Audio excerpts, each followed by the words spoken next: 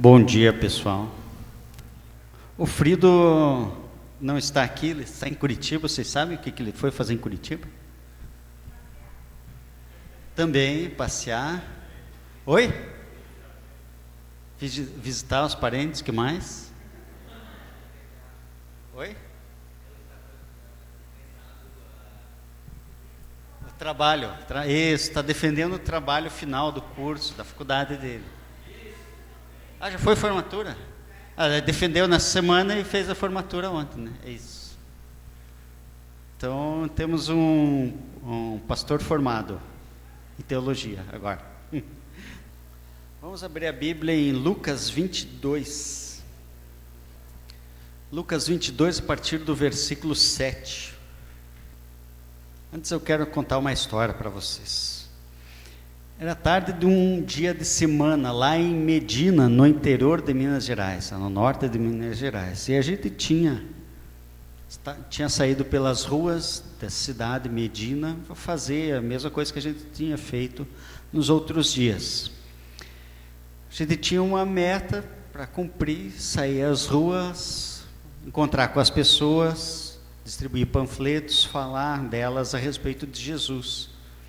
E é interessante, lá no norte de Minas Gerais, as pessoas são bem receptivas. Muitas convidavam a gente para entrar, tomar um café, essas coisas, né?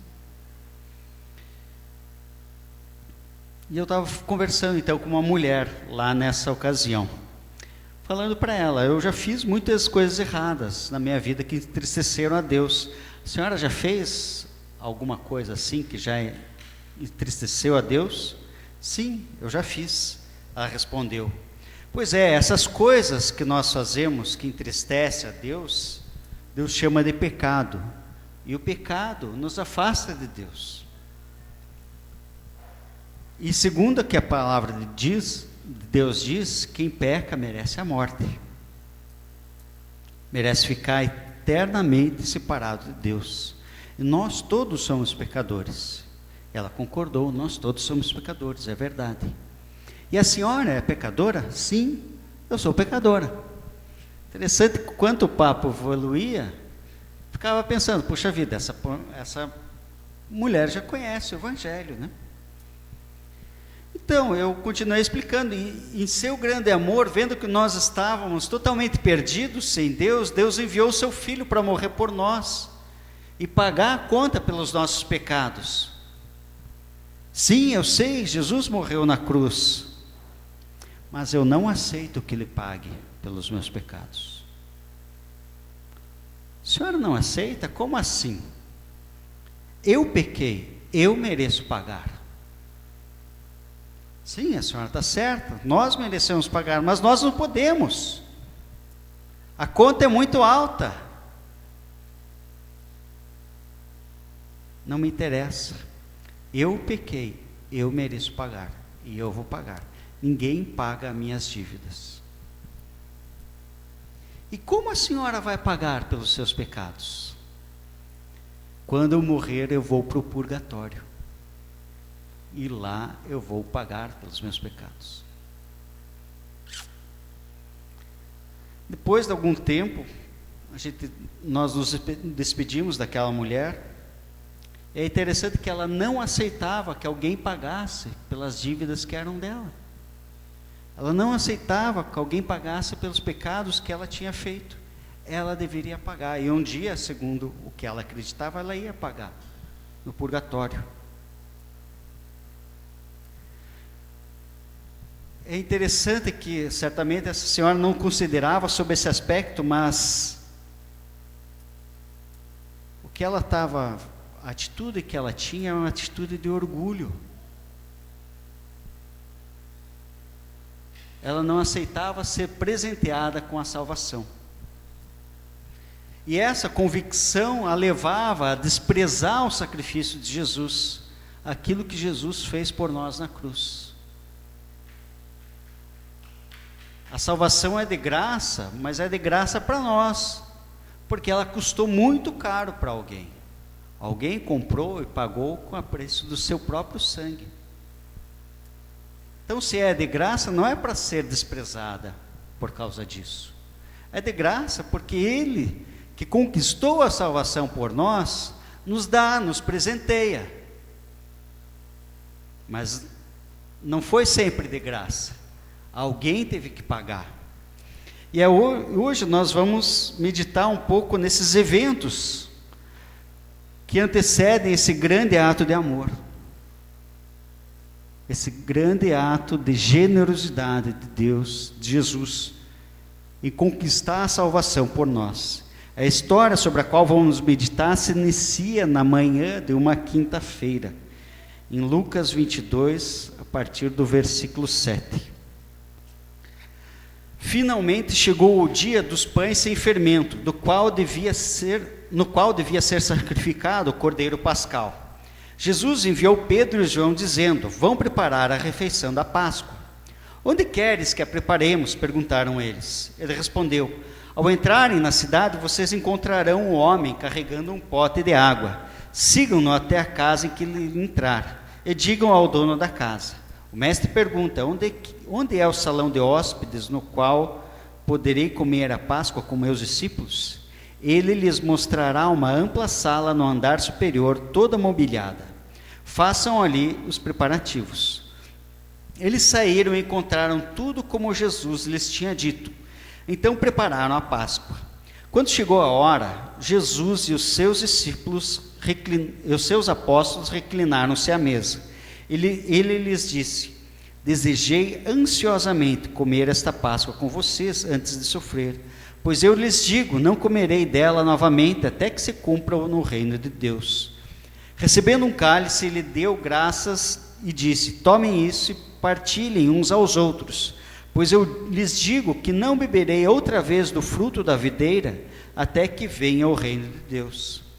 Tomando o pão, deu graças e partiu-o e deu aos seus discípulos, dizendo: isso é o meu corpo, dado em favor de vocês. Façam isso em memória de mim. Da mesma forma, depois da ceia, tomou o cálice, dizendo: este cálice é a nova aliança do meu sangue, derramado em favor de vocês. Mas eis que a mão daquele que vai me trair está com a minha sobre a mesa. O Filho do Homem vai como foi determinado, mas ai daquele que o trair. Eles começaram a perguntar entre si qual deles iria fazer isso. Surgiu também uma discussão entre eles acerca de qual deles era considerado o maior. Jesus lhes disse: os reis das nações dominam sobre elas, e os que exercem autoridade sobre elas são chamados benfeitores. Mas vocês não serão assim. Ao contrário, o maior entre vocês deverá ser como o mais jovem, e aquele que governa como o que serve. Pois quem é o maior, o que está à mesa ou o que serve? Não é o que está à mesa? Mas eu estou entre vocês como quem serve. Vocês são os que têm permanecido ao meu lado durante as minhas provações, e eu lhes designo um reino, assim como o meu Pai o designou a mim, para que vocês possam comer e beber à minha mesa no meu reino, e sentar-se em tronos julgando as 12 tribos de Israel.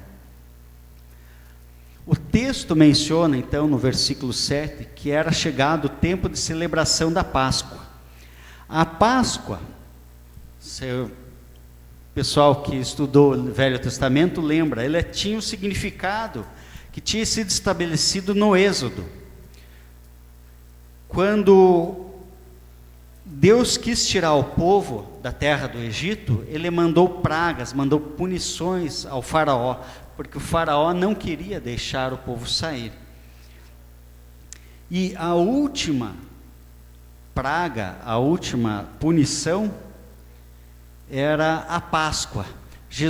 Deus falou para Moisés: olha, eu vou enviar um anjo que vai tirar a vida do filho mais velho de cada família. Vocês, os israelitas, os que me conhecem, deverão nessa noite matar um cordeiro e pintar os batentes das portas com o sangue desse cordeiro.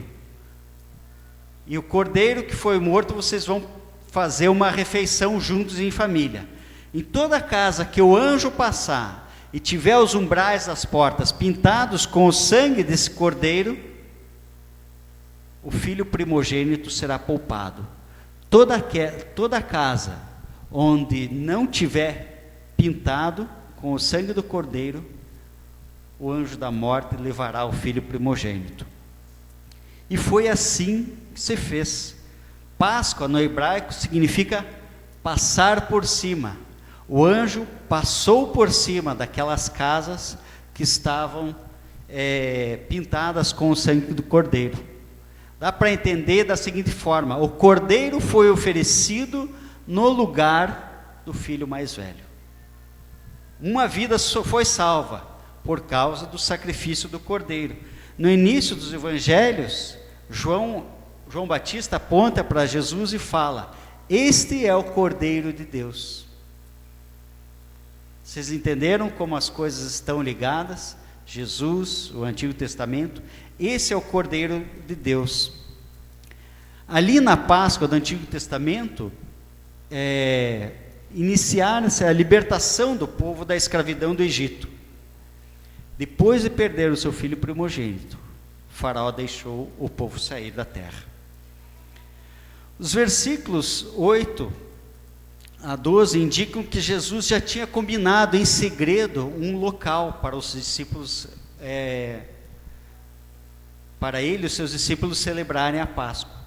É interessante que Jesus sabia do plano iminente que os sacerdotes tinham elaborado para capturá-lo e levá-lo à morte. Mas ele queria ainda celebrar uma última refeição, uma refeição importante com os seus discípulos, a refeição da Páscoa. Então ele combina tudo em segredo, nem os discípulos sabiam. Eles, como eram galileus, eles não conheciam Jerusalém, por isso que eles perguntam para o mestre: onde que você quer que a gente celebre a Páscoa? A gente não conhece o lugar. Era comum em Jerusalém os peregrinos virem para a celebração da Páscoa, e na tarde daquela quinta-feira eram sacrificados os cordeiros lá no templo. E aí o pessoal pegava o seu cordeiro, levava para casa e assava, e tinha essa refeição em família. Mas os discípulos não conheciam ninguém, e geralmente as pessoas recebiam, os jerusalemitas recebiam o pessoal que vinha das outras regiões em suas casas.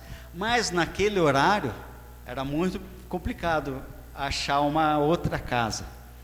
Daí Jesus diz: olha, entre na cidade, quando vocês virem um homem carregando um cântaro, sigam-no. Não era algo comum na época o homem carregar cântaros, era um serviço das mulheres. Os homens carregavam odres de água, odres de vinho. Algo era uma vasilha de couro. As mulheres carregavam cântaros. Então realmente era algo que eles iriam perceber. E aí ele combina: olha, vá e pergunte. Onde o mestre pergunta onde é o local que ele vai celebrar a ceia. Então já era uma frase meio preparada. Era com uma senha e uma contrassenha, né? Então Jesus preparou tudo em segredo. Por quê? Porque ele não queria que ninguém o interrompesse. Nos versículos anteriores do capítulo 22, fala que Judas já estava procurando uma oportunidade para entregar Jesus. Então Jesus não ia dar de mão beijada. Jesus ia dar a sua vida, mas na hora que ele decidisse dar a sua vida, não antes, nem depois. Por isso que ele prepara as coisas para que ninguém os interrompa nessa ceia. E a ceia não era uma refeição comum, era cheia, essa ceia pascal era cheia de vários preparativos. Por exemplo, o cordeiro deveria ser sacrificado na tarde daquele dia e assado como os pastores costumavam assar no campo. As saladas dessa refeição eram saladas de ervas amargas, para lembrar o tempo da escravidão no Egito. Os pães sem fermento lembravam duas coisas. Primeiro, que na na instrução dessa refeição, lá em Êxodo, ele fala, ó, como a refeição, mas cingidos, quer dizer, preparados, vestidos, para qualquer hora que o faraó permitir, vocês vão dar no pé, entendeu? E o pão sem fermento era isso, olha, não dá tempo de fazer o pão crescer, então esqueça de colocar o fermento, vá, faça a massa e coloque no fogo, rápido, porque a salvação está chegando, a libertação está chegando. Posteriormente, o fermento tornou-se esse símbolo de pecado. Olha, rápido, se apronte, lance fora todo o pecado, porque o reino de Deus está aí, a salvação está aí. Rápido, rapaz. Não dá para ficar assim na moita, não, vai chegar uma hora, quem sabe, quando estiver perto, daí eu vou ver o que eu faço, etc. Ainda hoje, os judeus ortodoxos, eles fazem uma cerimônia antes essa refeição. O que é essa cerimônia? Eles varrem a casa e procuram em cada local, em cada canto, qualquer migalha de pão levedado e tiram fora, como sinal de purificação. É interessante que toda essa preparação existia para a ceia pascal. E Paulo nos adverte: examine-se cada um a si mesmo, e então coma do pão e beba do cálice. Pois quem come e bebe sem discernir o corpo do Senhor, come e bebe para a sua própria condenação.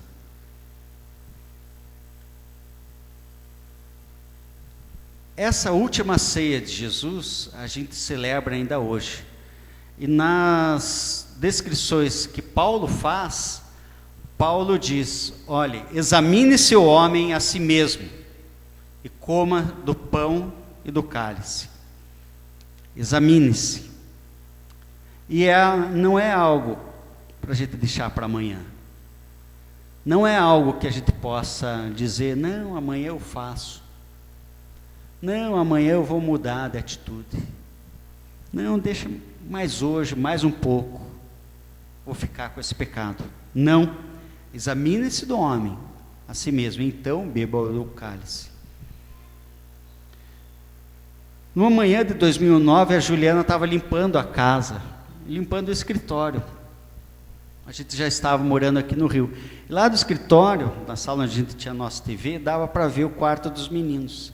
E a Juliana estava escutando uma música do Diante do Trono. Ela olha para o quarto e vê o Tiago embaixo das cobertas, chorando, em prantos. Primeira coisa que passou na mente é que eles tinham brigado, os dois tinham brigado. Interessante, a Juliana vai lá, quando o Tiago está na cama dele, pergunta: o que aconteceu, meu filho? Ele estava em prantos, né? Não conseguia falar. Depois acalmar o Tiago um pouco, ele fala: mãe, foi o meu pecado que matou Jesus. Eu merecia morrer.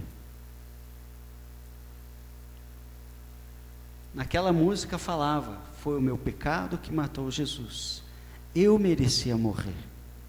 Eu merecia estar no lugar de Jesus. Eu merecia a morte de Jesus. Eu merecia a cruz. Foi o meu pecado que matou Jesus. Foi as coisas erradas que eu faço que matou Jesus. Por causa dessas coisas, Jesus foi na cruz. Depois, acalmá-la, a Juliana disse: sim, você está certo, meu filho. Foi o meu pecado, foi o teu pecado, é o meu pecado que levaram Jesus para a cruz. E então você quer pedir perdão a Deus dos teus pecados? Aquela mulher do começo da história desprezava o sacrifício de Jesus, porque ela queria pagar pelos próprios pecados. Quando a gente não se examina, quando a gente permanece no pecado ao mesmo tempo, a gente não tem uma atitude muito diferente daquela mulher. Custou um alto preço para Jesus. Se ela rejeita porque ela quer pagar, muitas vezes a gente rejeita, acha que é barato. Não, Jesus pagou mesmo. É só pedir perdão. É um desprezo. Meu e o seu pecado levaram Jesus até a cruz. Participar da ceia, participar da Páscoa, sem se arrepender dos pecados, sem se comprometer com uma vida de mudança, indica que nós não entendemos. Não entendemos o quanto custou. Não entendemos o que Jesus sofreu. Se a gente não entende, como que a gente pode assumir? Se arrepender? Como que a gente pode dizer, não, Jesus, eu entrego minha vida ao Senhor, quero que o Senhor limpe os meus pecados? Se eu não entendo, como que eu posso dizer isso? Creio que esse é o significado quando Paulo fala, olha, quem come e bebe sem discernir o corpo, come e bebe para a própria condenação. Se você não tem uma clareza do que Jesus fez por você, e você continua pecando, continua numa vida de pecados, então você não entendeu. Se você não entendeu, hoje é a oportunidade. Não perca tempo. Não dá para esperar o pão crescer, o bolo crescer. É fazer isso logo, porque a salvação está chegando, o reino de Deus está chegando. E aí? Versículo 14 menciona, quando chegou a hora, novamente nos dá a ideia de que o tempo é Deus que controla. Quando chegou a hora, Jesus sabia, Jesus estava no total controle do tempo dele. Ele ia se entregar, mas quando ele quisesse. Não quando os sacerdotes fizessem uma armadilha para ele. Não. O caminho da cruz já estava planejado, mas era uma escolha voluntária de Jesus. Quando chegou a hora, reclinaram-se à mesa. É interessante, indica a posição que eles comiam. Não era o pessoal sentado, como tem naquela, o pessoal diz naquela foto que Leonardo da Vinci fez. Não, não é uma foto, é uma pintura. Mas o pessoal não estava sentado, ele estava reclinado, eles se reclinavam. A mesa era baixinha, assim, e eles se reclinavam na mesa. E tem toda uma história que explica bem direito, e o pessoal até explica o lugar de cada um à mesa, que daí dá para entender bem os evangelhos. Tem uma hora lá que fica meio confuso, um pergunta, o pessoal começa a discutir, ninguém sabe, etc. Então, mas isso fica para uma próxima vez. Então eles se reclinaram à mesa, e no versículo 15 diz, Jesus diz aos seus discípulos, desejei ansiosamente comer esta Páscoa com vocês antes de sofrer, pois eu lhes digo, não comerei dela novamente, até que se cumpra no reino de Deus. A Páscoa era uma refeição importante naquela época, não era uma, vamos na pizzaria ali, não, vamos na Páscoa, vamos matar um cordeiro, fazer um assado, não era um churrasco lá, era uma ocasião solene, como hoje muitas famílias celebram, por exemplo, a ceia de Natal. E Jesus sabia da importância dessa refeição, e sabia que seria a última refeição solene que ele teria com os discípulos, antes da sua morte. E ele diz, olha, não comerei dela novamente, até que se cumpra no reino de Deus. Jesus não celebrou a Páscoa novamente, não celebrou essa refeição, e não vai celebrar essa refeição, até o dia que vier, que se cumprir o reino de Deus. Então Jesus está esperando. Talvez ele pôs uma mesa muito maior, esperando todos nós como convidados. Imagine só que legal, uma mesa, a gente vai se reclinar e comer na mesa com Jesus. Jesus, quem sabe?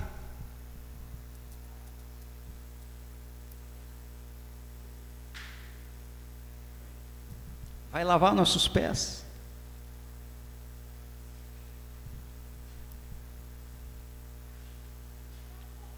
Você anseia por esse dia?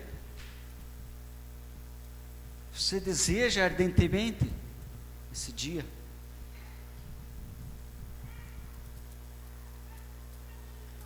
Você sabia que você pode colaborar para que esse dia chegue logo? Sabia? A gente está esperando. Mas sabia que você pode apressar a chegada desse dia? Em Mateus 24:14, abram lá. Mateus 24:14. Fala assim: e esse evangelho será pregado em todo o mundo como testemunha a todas as nações, e então virá o fim. Não antes disso. O que precisa ser feito então para que venha o fim? A todas as nações. Você sabia que existem 2.400 povos que não ouviram falar de Jesus? Se você não gostar da pregação do pastor Frido, por exemplo, você pode ir ali na Batista. Se não gostar do louvor aqui da igreja, você pode ir, por exemplo, no domingo de manhã na CB Rio, que é ali na Avenida das Américas. Se você não gostar de crente, assim, certo? Não gosta de crente, você pode escutar louvores na rádio. Então você tem várias formas. Não gostou dessa tradução na linguagem de hoje? Tem outra, a mensagem. Tem outra revista atualizada, João Ferreira da Almeida. Você tem várias formas de chegar a conhecer de Jesus. Sabe aquele teu vizinho que não conhece Jesus, que você sabe? Você está perto dele. Mas se você não quiser falar para ele, um dia ele pode, sei lá, sintonizar num canal da TV e vai ouvir falar alguma coisa sobre Jesus. Nós temos várias oportunidades. Sabia que tem 2.400 povos que não tem nenhuma oportunidade de ouvir falar de Jesus? Não tem a Bíblia nas suas línguas, não tem cristãos perto deles, não tem missionários nesses povos, não tem nenhuma oportunidade. Enquanto esses povos, essas pessoas não ouvirem falar, Jesus diz: não vou voltar. Eles precisam ouvir. Eles precisam ouvir sobre mim. Precisam ouvir da mensagem da salvação. José, Daniel e a Márcia, que tiveram há 2 semanas conosco aqui, eles falaram: olha, eles têm o projeto nos próximos 5 anos de fazer a Bíblia chegar em muitos desses povos lá. Você pode ajudar, você pode contribuir com o ministério deles. Você vai estar apressando a volta de Jesus. Não é interessante? É isso que a Bíblia diz. Enquanto a gente fica parado, só pedindo, só escutando rádio, só sintonizando, Jesus também fica parado pensando: e aí, pessoal, vão se mexer ou vão ficar aí? Aí quando a gente começar a se mexer, beleza, o pessoal está se mexendo, faltam 2.400, legal, faltam 2.000, legal, faltam 1.000, legal, falta um povo. Imagine só, você pode contribuir para que o Evangelho chegue nessas nações. Quer que Jesus chegue logo? A gente ouve, né? A gente quer que Jesus venha logo para resolver nossos problemas, né? Ai, meu Deus, vou perder meu emprego. Jesus, volta logo. Ai, meu Deus, venha logo antes que meu filho se torne adolescente. Então a gente pede muitas coisas. Mas você pode apressar, não é só pedir. Você pode colaborar para que isso aconteça também. Os versículos 17 e 18 falam da distribuição do cálice. Nessa refeição era obrigatório compartilhar 4 cálices de vinho. Esse seria o primeiro ou o segundo. Depois dele havia a partilha do pão também. A partilha do cálice era assim: todos bebiam do mesmo cálice. E era um sinal de intimidade e de comunhão. Versículo 19 fala da partilha do pão. E esse versículo 19 tem causado uma grande confusão por aí. Jesus fala: isso é o meu corpo, que é dado em favor de vocês. Essa frase, isso é o meu corpo, na tradição católica eles dizem que o pão sem fermento, ou a hóstia, se transforma no corpo de Jesus, certo? Essa é a tradição católica. Mas isso é difícil, é uma interpretação difícil, porque, por exemplo, nessa ocasião da ceia, o corpo físico de Jesus estava lá. Então, como que pode transformar em corpo aquele pão, se o corpo estava lá distribuindo o pão? Então, eu opto pela o verbo ser mais com um significado de um sinal. Por exemplo, Jesus diz em outras ocasiões: eu sou a porta. Ou fala: Cristo é a rocha. Não significa que aquela rocha seja Jesus. Não significa que aquela porta de vidro seja Jesus. Entendeu? Mesma coisa, não significa que aquele pão sem fermento seja Jesus. Ele representa Jesus. Jesus, a porta representa Jesus. A rocha representa Jesus. O verbo, ok. Jesus fala ainda que o meu corpo dado em favor de vocês. Ele remete à natureza do sacrifício que estava fazendo. Meu corpo é dado em favor de vocês. A morte que vocês mereciam, eu vou assumir. A gente tem um conceito parecido com isso. É o conceito de fiança, não é? Os advogados que estão aqui podem dizer.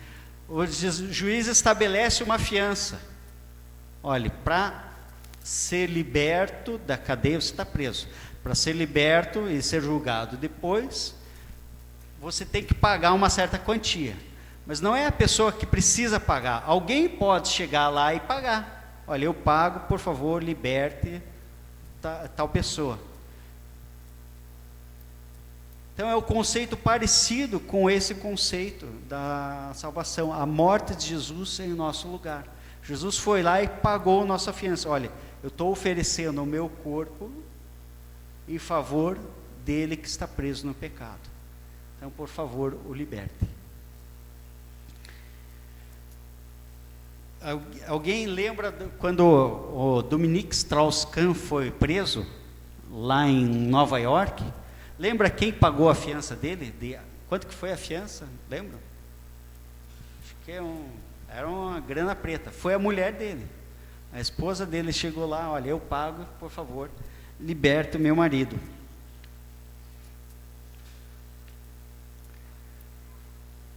No versículo 19, Jesus ainda fala: façam isso em memória de mim.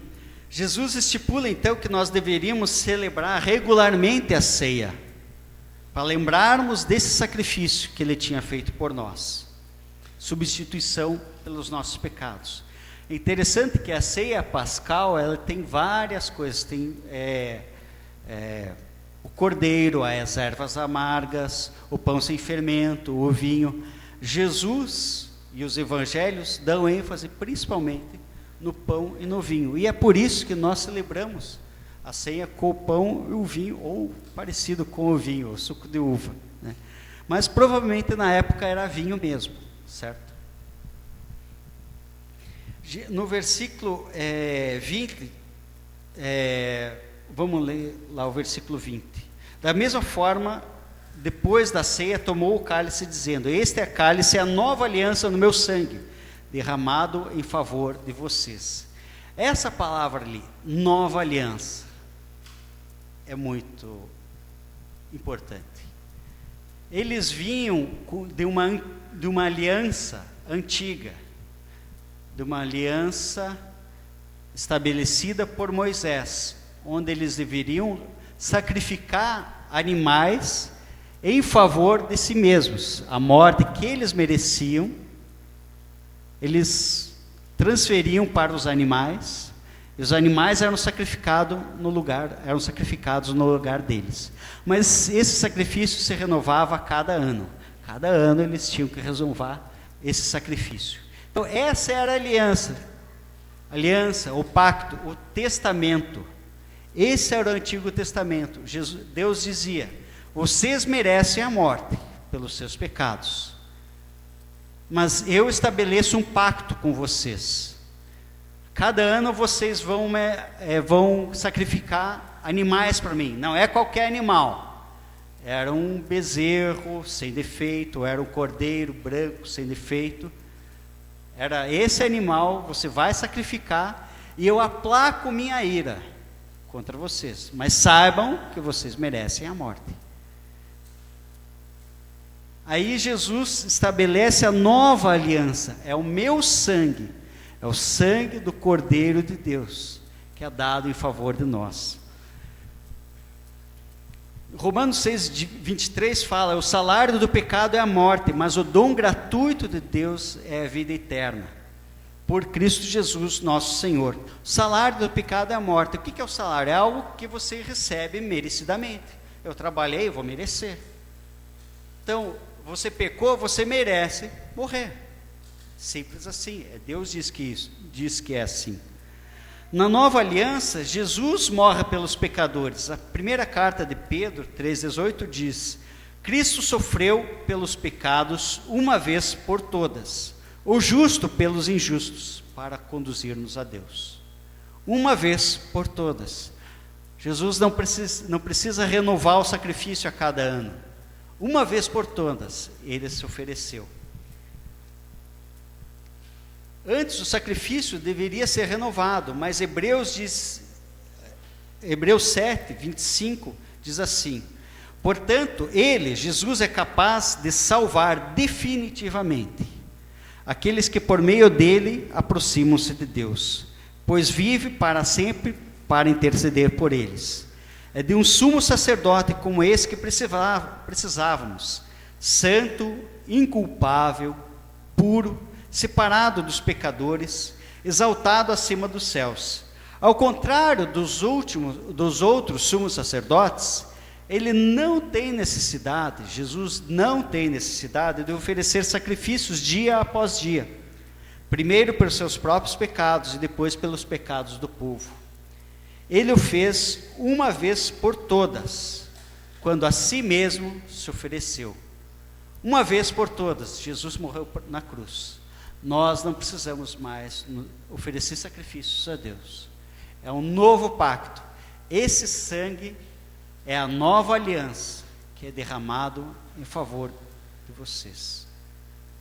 Nós não precisamos mais oferecer sacrifícios. Nós estamos sob o novo pacto, sob o novo acordo. Mas nós precisamos aceitar esse acordo. Ok? Eu aceito. Jesus ofereceu sua vida por mim. Eu não vou precisar morrer. Diferente da mulher naquela conversa que nós tivemos lá em Medina. Concluindo, naquela manhã estávamos na comunidade de Tuparecê, também no interior de Minas Gerais. Como nos outros dias, nós estávamos saindo falar a respeito de Jesus, evangelizar nas casas. A gente entrou na casa da Dona Maria, ela nos ofereceu suco e bolinho de goma, e nós ficamos lá. Eu comecei a falar: então nós estamos aqui, a gente está junto com a missão Asas do Socorro, e o pastor da igreja presbiteriana também está nos dando apoio. A gente veio falar com as pessoas a respeito de Jesus. A senhora conhece Jesus? Sim, eu já ouvi. falar de Jesus. Ele veio na terra morrer pelos nossos pecados. Poxa, e a senhora tem pecados? Sim, eu tenho. Ah, então a senhora já conhece o Evangelho? Sim, eu conheço, eu vou sempre na igreja. Puxa, legal, eu também vou na igreja, que legal. E a senhora sabe que a morte de Jesus pode perdoar os nossos pecados? Sim, eu sei que Jesus os perdoa. Ótimo. E diga uma coisa, a senhora já pediu perdão dos pecados alguma vez? Não, eu nunca fiz isso. Ué, mas se a senhora vai na igreja sempre, por que a senhora nunca pediu perdão dos seus pecados? Porque ninguém nunca me perguntou se eu queria. E a senhora quer fazer isso agora? Sim, eu quero.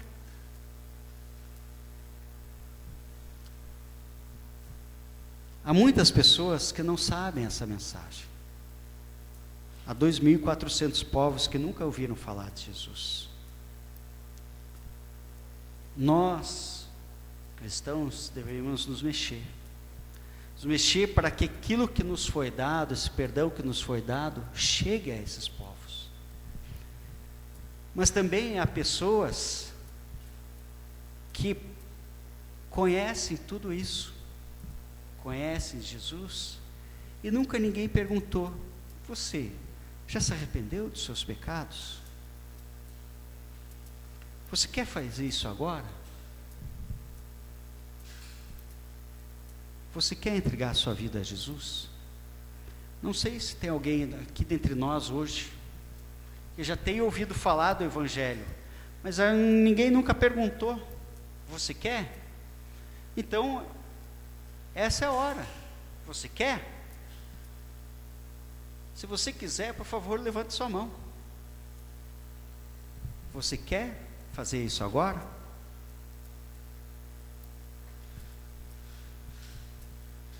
Talvez todos nós já tenhamos feito. Amém. Talvez você conheça uma pessoa que já ouve do Evangelho há muito tempo. Você já perguntou para ela se ela quis, se ela quer se arrepender dos pecados? Entregar a vida dela para Jesus? Para aqueles que já entregaram sua vida para Jesus, saiba, se hoje você tem a salvação de graça, porque alguém comprou por você e te deu de presente, e pagou com seu próprio sangue. Isso deveria nos levar a uma profunda atitude de gratidão a Deus. Muito obrigado. A morte que eu merecia, Jesus pagou por mim. A cruz que eu merecia, onde eu merecia estar pregado, Jesus foi pregado. A condenação que estava sobre mim foi transferida para Jesus. Ótimo, resolvi meus problemas? Também, glória a Deus por isso. Mas não é só para resolver os seus problemas, ou só os meus problemas, que Jesus veio aqui. Para resolver os problemas de todas as pessoas. Então, se você tem esse presente, se você sabe que Jesus morreu pelos seus pecados, conte aos outros. Fale disso com os outros. Fale sobre isso aos outros. Dê aos outros oportunidade para falarem que também desejam o perdão dos pecados.